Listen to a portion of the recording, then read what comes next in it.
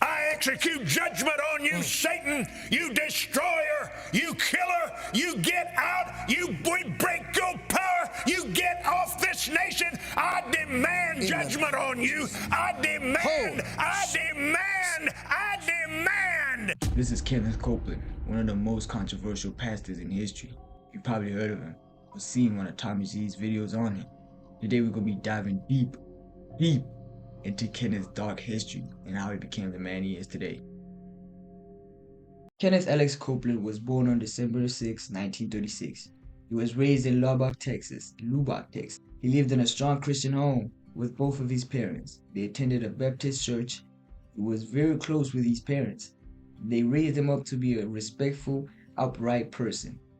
His mom always prayed for his spiritual life. Kenneth grew up near a U.S. Army Air Force. That's what really helped him become really fascinated with airplanes. This interest in planes led him to become a pilot at a young age. In his early 20s, he decided to pursue a singing career. He was a pop artist. He would perform at nightclubs and bars. On April 20th, 1957, he recorded one of his biggest songs to date, Pledge of Love. I can't live without your love. Peaked at number 17 on the top 40 hit, and it remained on the charts for 15 weeks straight. At the same time, he was signed to Imperial Records. But here's the stinger. When he dropped that single, he got drafted to the U.S. Army.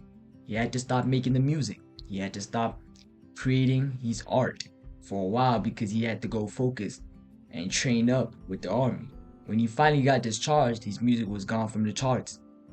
Decades later, as Copeland reflects, he says that this turn of event had to be God's protection.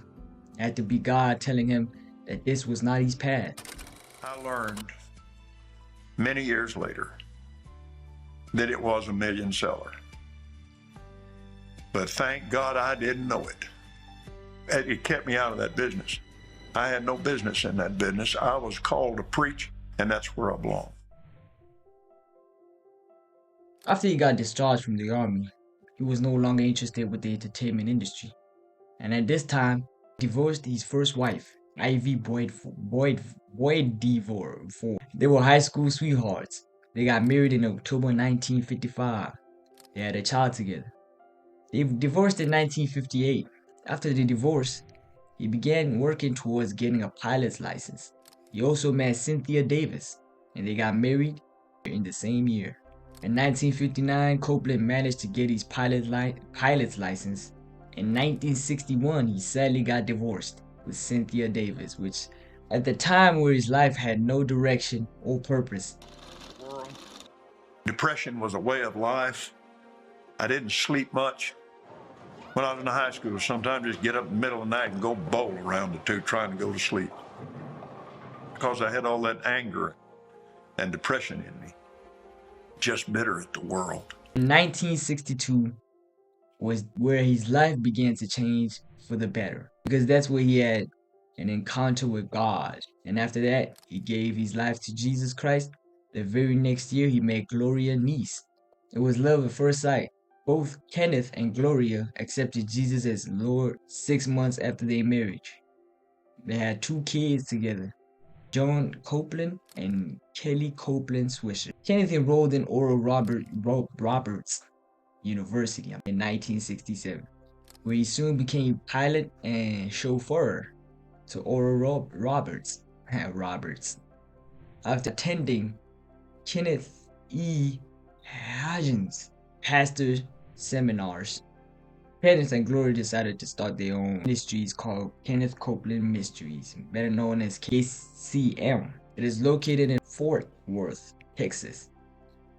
It has 6 international offices in Canada, Africa, Asia, Australia, Europe, and Ukraine. Kenneth preaches the prosperity theology, which is in simple terms means that he teaches people that they will get their prayers answered if they give more to the ministry. Because tithing is the wise thing.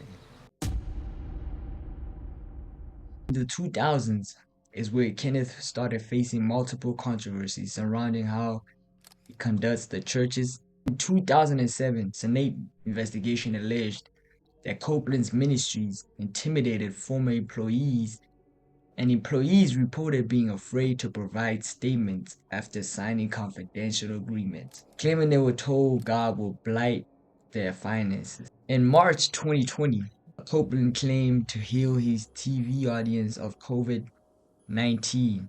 He instructed them to touch their television screens as he prayed for them.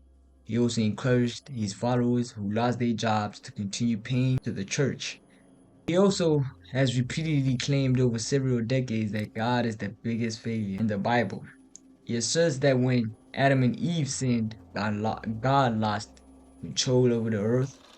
I execute judgment on you, COVID-19. I execute judgment on you, Satan, you destroyer, you killer, you get out, we break your power, you get off this nation. I demand judgment on you. I demand a vaccination to come immediately. Yes.